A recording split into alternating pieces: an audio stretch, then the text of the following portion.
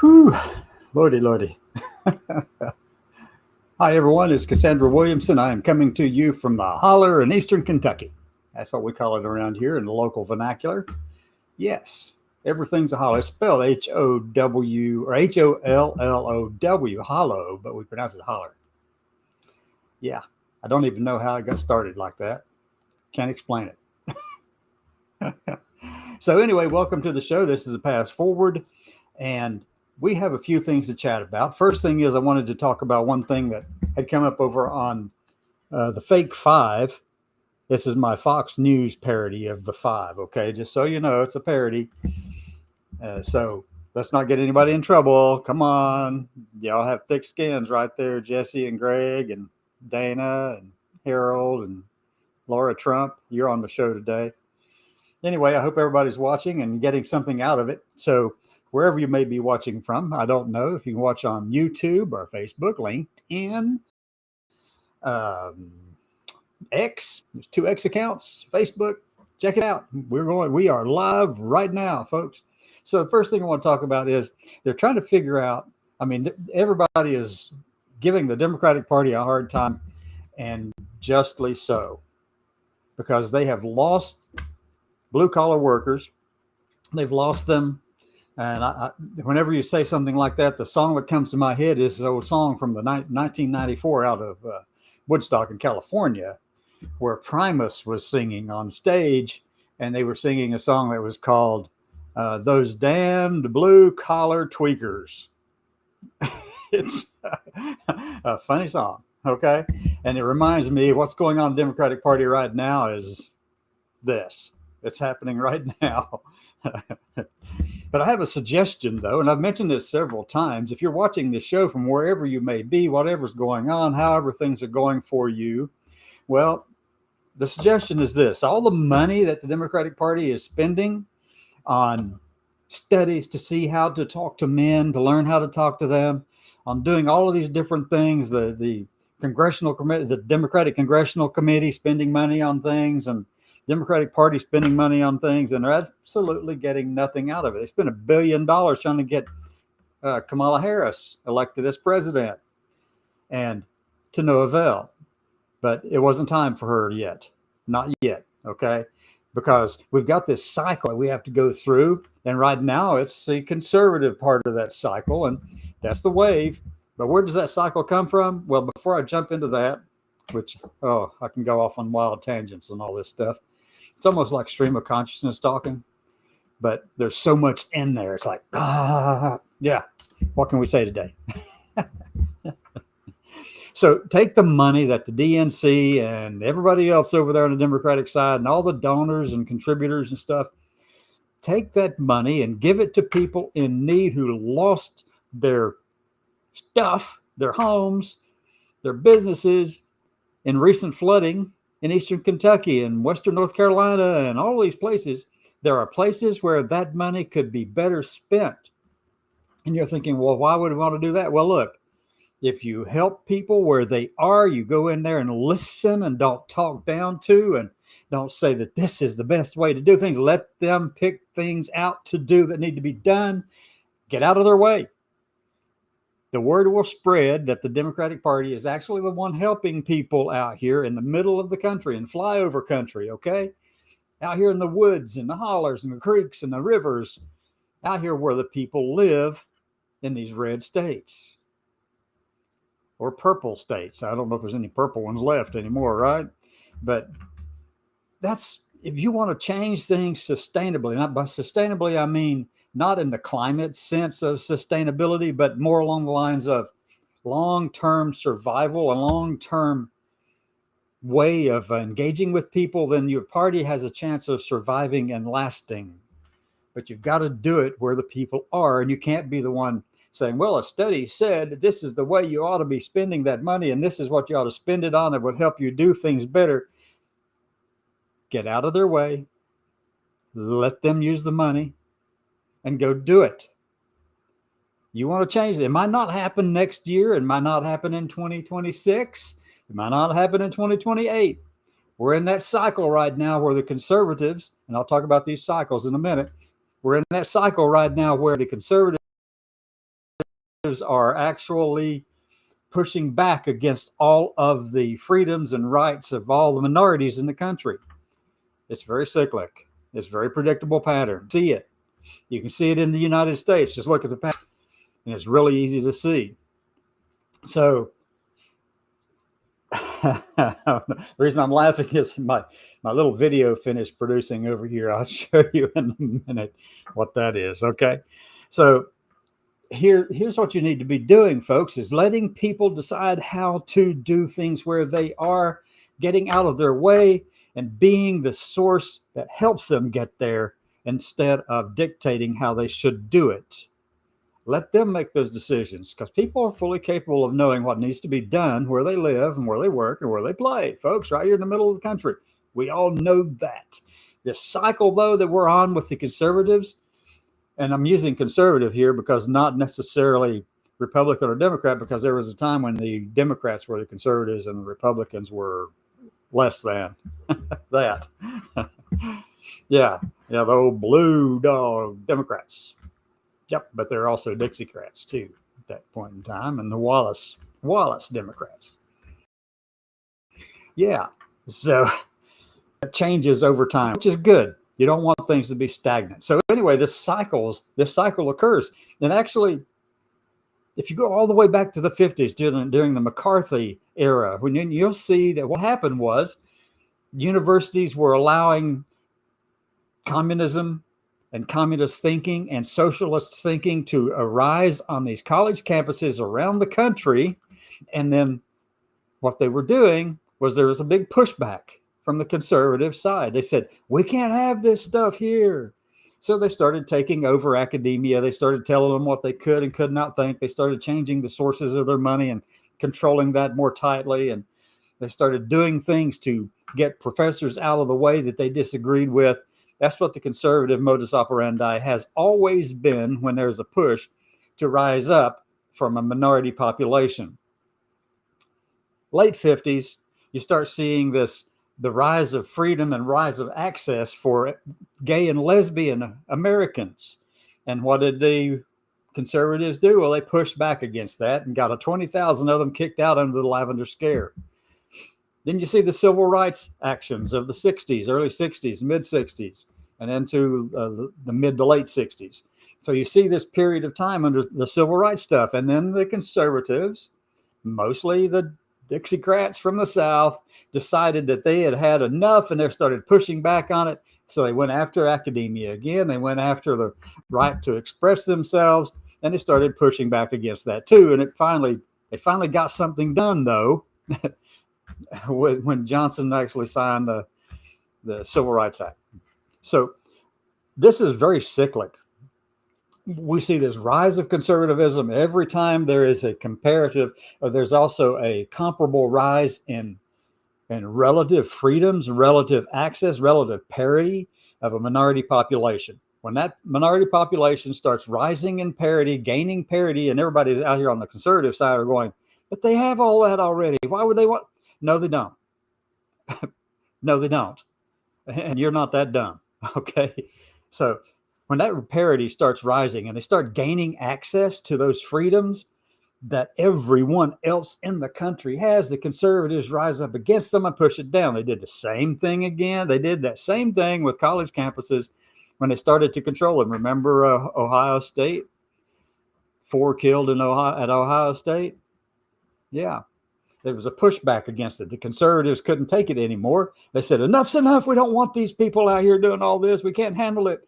They're protesting the war and they're doing all of this kind of thing and all that. And that's un-American. No, it wasn't un-American. It's solidly American. Yeah, anti-Semitism and anti-war behaviors have been part of who we are from the very beginning.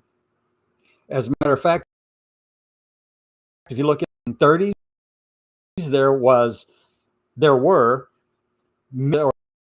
Semitism was on the rise there. Anti-Semitism was on the rise. They didn't want anything to do with the Jewish people. As a matter of fact, in World War II, when the Jewish people were leaving the middle of Europe and tried to come to the United States, the U.S. refused and limited how many could actually immigrate to the United States because, they were Jewish people. Oh, no. So that anti-Semitism has been in this country. And in the 1930s, there was anti-war, there was anti-military sentiment, and all of this stuff going on college campuses. You can look it up, find it for yourself. It's all there. This is not new for us. What's going on today is not new. But here's the best part. Here's the best thing you can think of for this. Today, we have the conservatives pushing back against what they are claiming to be just the transgender people out here in America right now. They say they're going after just them and trying to protect the kids and the women and all this kind of stuff. Well, it's never been really about that. They've always wanted LGBT people gone entirely.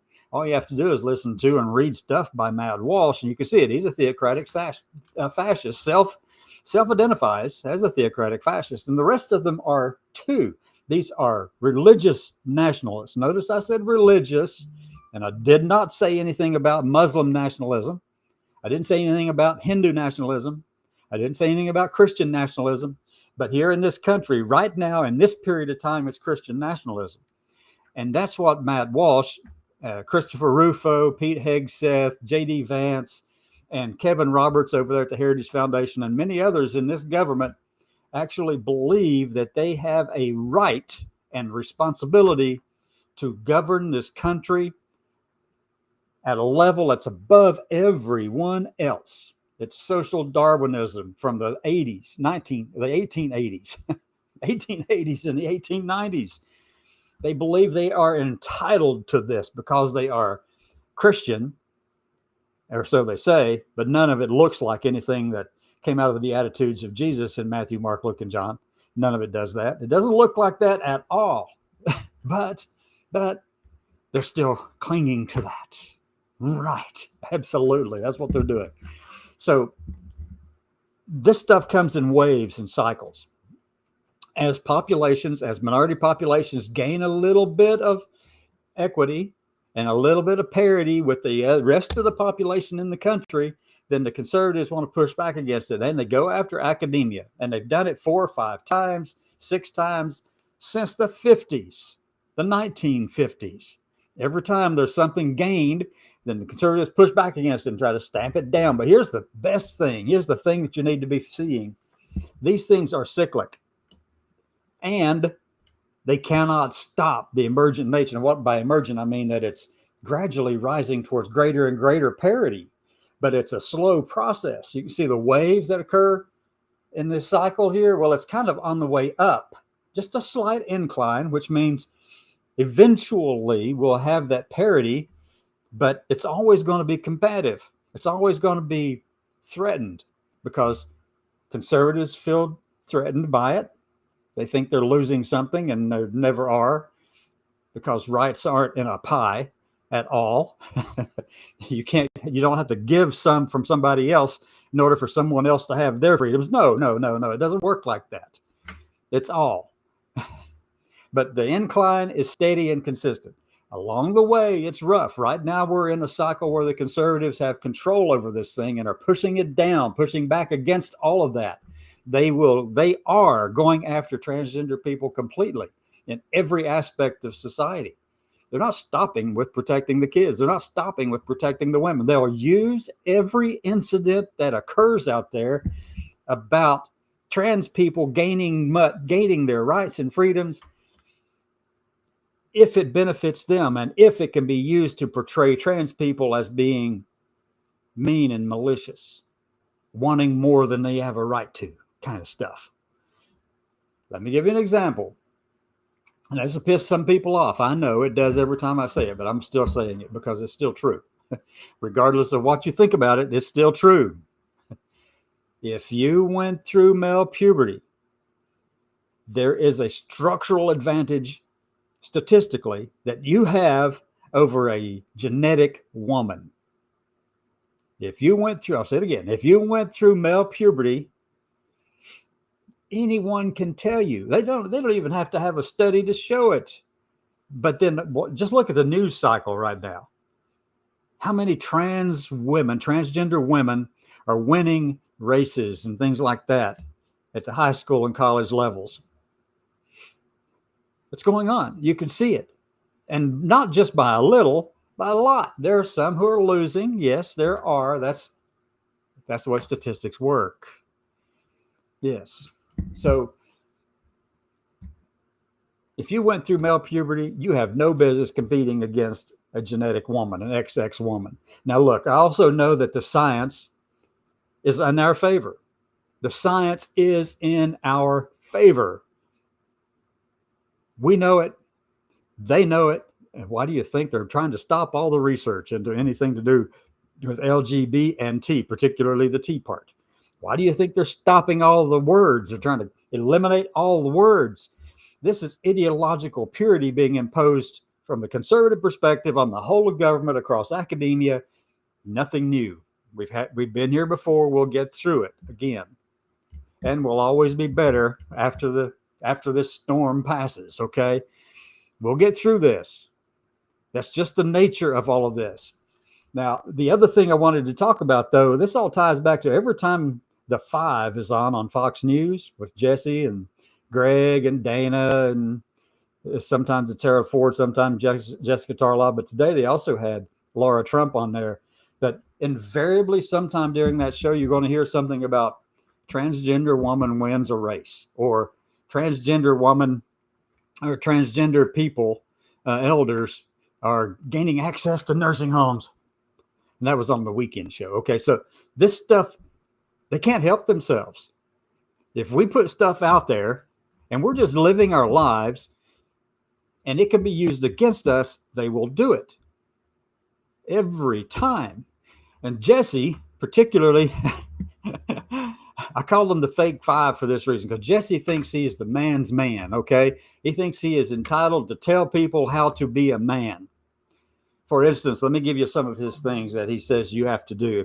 If you want to be a real man, a man's man, one, you don't drink out of a straw. And look, I worked at restaurants. Some of those glasses, no matter how much you clean them, are not worth the chance. Not worth taking that chance. Drink with a straw. Won't hurt you one bit. As a matter of fact, to me, keep you healthy. The other thing is you got to sit behind a table that has or desk that has no front on it with your legs spread eagle. And everybody's wondering, is that really? No, there's nothing under there, is there? Nope, nothing there. And then you have stuff like this. Let me see if I can pull this up here. I'm going to do this. He thinks of himself, Jesse thinks of himself as the cheerleader for the men, and actually for Five and all that kind of stuff. So here's what we're going to do. I'm going to play something for you, and I want to show you. This is funny. Okay, are you ready? Because here you go, Jesse. This is just for you, buddy. This is what I see every time you're out there all spread eagle and stuff. You're going, yay, come on, let's do it. Yay, come on, let's do it. Yay. Oh my God. Let me see if I can get this one up here. Oh, give me a second. I'm going to pull it up. I'm working all the background stuff too. I'm going bloom, bloom, bloom, bloom, bloom, bloom, bloom, bloom. Seconds. Okay, so I'm going to switch over and share screen. Is everybody ready? Because here we come. This is Jesse Waters, the Parody Show on the Fake Five. Okay, here's Jesse for you. You ready?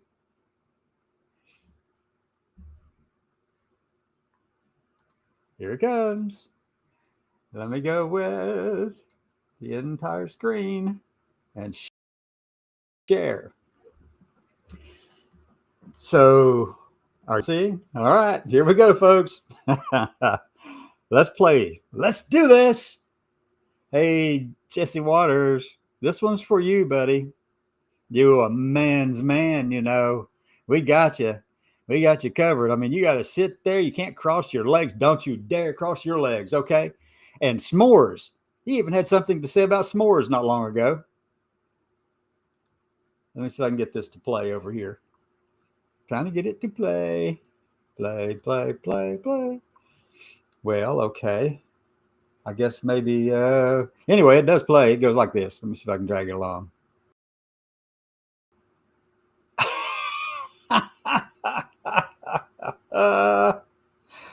Hey, Jesse, that's just for you, buddy.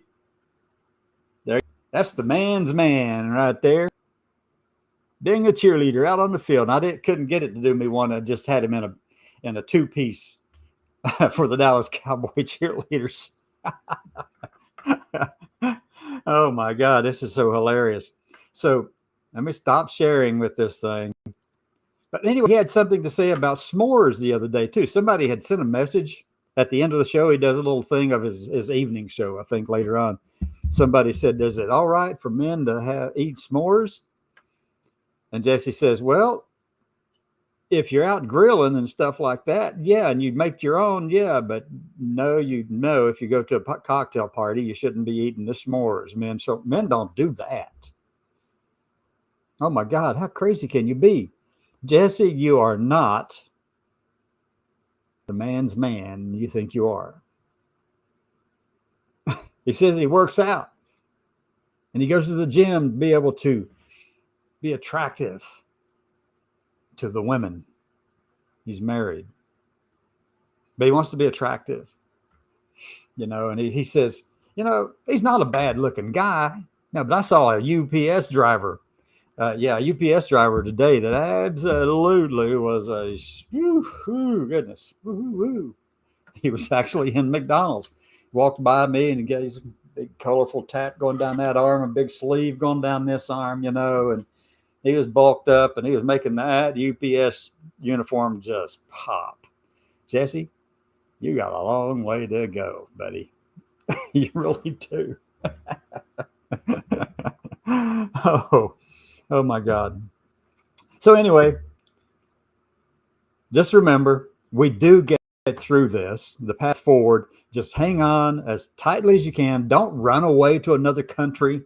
We got a bunch of trans people who are leaving. Yes, I know that. I know some personally who are leaving, claiming that it's not safe for them here. But I'm going to tell you, and I understand they're at retirement age and they know what is best for them, and I respect that.